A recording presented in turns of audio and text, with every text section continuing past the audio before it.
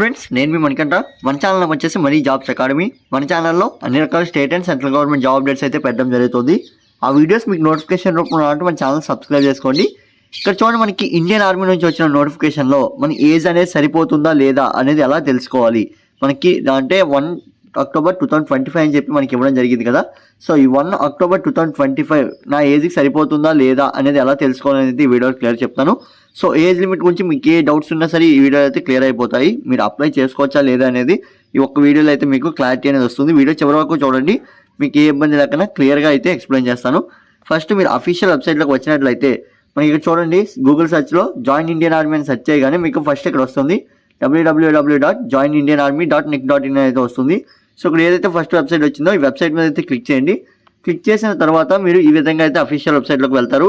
ఇక్కడ ఏదైతే క్యాప్చా ఇచ్చారో ఈ క్యాప్చా అనేది ఎంటర్ చేయడం వల్ల మీకు అఫీషియల్ వెబ్సైట్ అనేది ఓపెన్ అవుతుంది. సో ఇక్కడ ఇచ్చిన క్యాప్చా అనేది ఎంటర్ చేయండి. సో నేనైతే ఎంటర్ చేసిన తర్వాత ఈ విధంగా నాకు అఫీషియల్ వెబ్సైట్లో అయితే వచ్చింది. మీరు ఎలా కొద్దిగా స్క్రోల్ చేసినట్లయితే ఆన్లైన్ అప్లికేషన్ అని చెప్పి మనకి ఇక్కడ అగ్నిపథ్ స్కీమ్ గురించి అయితే వస్తుంది. చూడండి, స్క్రోల్ అవుతుంది. Online application for the recruitment of Indian army for the recruiting 2025-26 open with affect from 12th March 2025 onwards. నేను ఇచ్చినానంటే మనకి ఇండియన్ ఆర్మీ యొక్క అప్లికేషన్ స్టార్టింగ్ అనేది 12వ తారీఖున అంటే నిన్ననే మనకి స్టార్ట్ అయింది. సో దానికి సంబంధించి మీకు వీడియోస్ అన్ని మన ఛానల్లో ఉంటే ఒకసారి చెక్ చేసుకోండి. అవి అంటే నోటిఫికేషన్ సంబంధించి కానీ, ఏజ్ లిమిట్ కానీ, ఫిజికల్ టెస్ట్ కానీ, మెడికల్ టెస్ట్ కానీ, సో వీటికి సంబంధించి మీకు వీడియోస్ అన్నీ ఉంటాయి. మన ఛానల్ ఒకసారి సంప్రదించండి. అంటే ఇక్కడ చూడండి, మనకి ఇక్కడ చూసుకున్నట్లయితే జేసీఓ ఆర్ అగ్నివీర్ అని చెప్పి ఉంది కదా, ఇక్కడ అప్లై ఆన్లైన్ అని చెప్పి మీరు ఇక్కడ క్లిక్ చేసినట్లయితే మీకు ఏజ్ అనేది తెలుసుకోవచ్చు. అది ఏ విధంగా అనేది ఒకసారి చూపిస్తాను చూడండి. సో నేనైతే అక్కడ క్లిక్ చేశాను. క్లిక్ చేసిన తర్వాత కొద్దిగా స్క్రోల్ చేసినట్లయితే మీకు ఆల్రెడీ రిజిస్టర్డ్, మీరు ఆల్రెడీ రిజిస్టర్ అయిపోయినట్లయితే యూజర్ నేమ్ కానీ లేదా పాస్వర్డ్ కానీ లేదనుకున్నట్లయితే క్యాప్చా ఎంటర్ చేసి మీరు లాగిన్ కొట్టగానే మీరు ఆల్రెడీ రిజిస్టర్డ్ అని అయితే వస్తుంది. అంతేకాకుండా మీ ఏజ్ అనేది సరిపోతుందా లేదా కూడా ఆ యొక్క ఏదైతే పర్టికులర్గా మీరు మెన్షన్ చేస్తారో అక్కడైతే మీకు చెప్పడం జరుగుతుంది. నేనైతే చూపిస్తాను. Age and date of birth అన్ని మెన్షన్ చేసి మీకు ఒకసారి చూపిస్తాను. కొత్తగా రిజిస్ట్రేషన్ చేసుకుంటున్నాము, మేము ఇండియన్ ఆర్మీకి ఫస్ట్ టైం అప్లై చేసుకుంటున్నామని ఎవరైతే ఉన్నారో వారందరి కోసం ఇక్కడ చూడండి, మనకి న్యూ రిజిస్ట్రేషన్ ఉంది కదా. సో న్యూ రిజిస్ట్రేషన్ దగ్గర మీరు క్లిక్ చేసినట్లయితే చూసినట్లయితే రిజిస్ట్రేషన్ ఫామ్ దగ్గర మీరు క్లిక్ చేయాల్సి ఉంటుంది. క్లిక్ చేసినట్లయితే మీకు కొత్తగా రిజిస్ట్రేషన్ ఫామ్ అనేది ఓపెన్ అవుతుంది.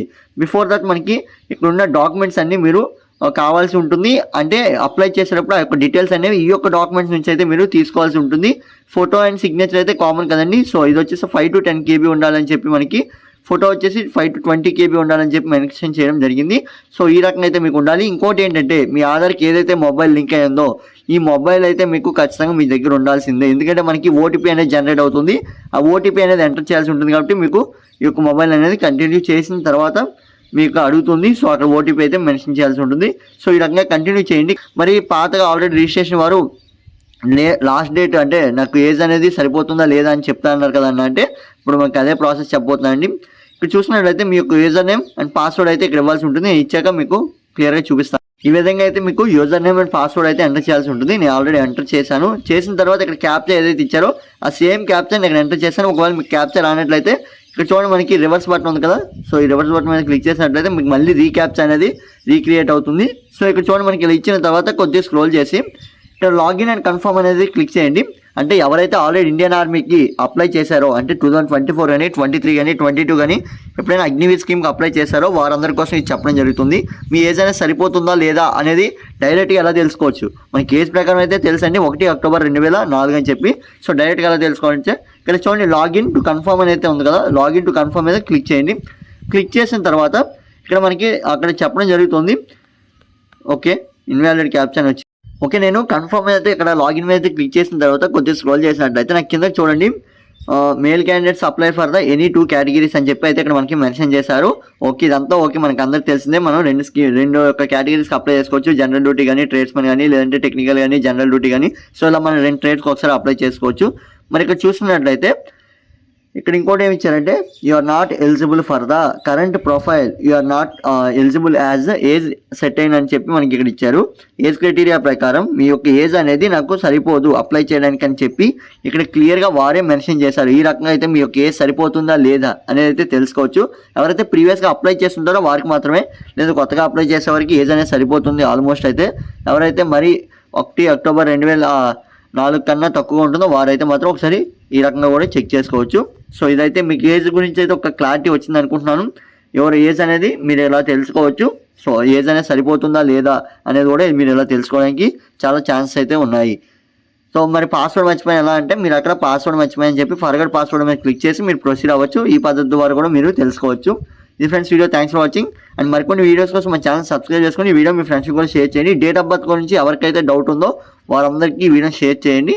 అండ్ ఇక్కడ చూడండి మనకి ఇంకోటి కూడా ఇచ్చారు, మీకు 2 ట్రేడ్స్తో పాటు ఒక additional apply for 1 regular category కూడా మీరు అప్లై చేసుకోవచ్చు అని కూడా మనకి మెన్షన్ చేయడం జరిగింది. అప్లై చేసుకున్న అందరూ జాగ్రత్తగా మీ యొక్క నేమ్స్ అనేవి ఎస్ఎస్సిలో ఏ విధంగా ఉన్నాయో ఆ విధంగానే ఇచ్చి మీరు అప్లై చేసుకోండి. ఎటువంటి మిస్టేక్స్ చేయొద్దు, ఎందుకంటే మనకి డాక్యుమెంట్ వెరిఫికేషన్ అనేది కొద్దిగా క్రిటికల్గా ఉంటుంది.